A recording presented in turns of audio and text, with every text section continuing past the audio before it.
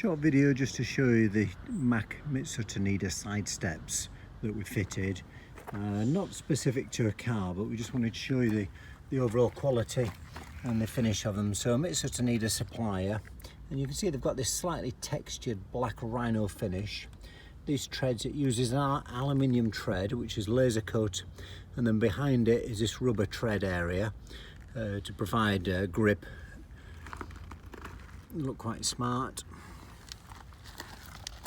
They're all non-drill where possible are these. On some vehicles there is a small amount of drilling involved.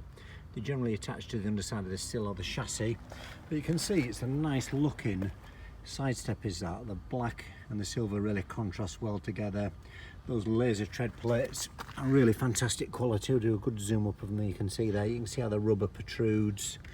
Fantastic. They're also slightly adjustable as well on most cars, so you can have them in or out if you need to actually step on them fully for children or elderly, etc. That just gives you an idea of how much they protrude when the doors open. On this particular car, that obviously changes a bit because you can see there that door aperture. They don't normally have a big wide gap like that. This is a Sangyeon, but the video is really, the purpose is just to show you the side step more than it specifically on the Sangyeon.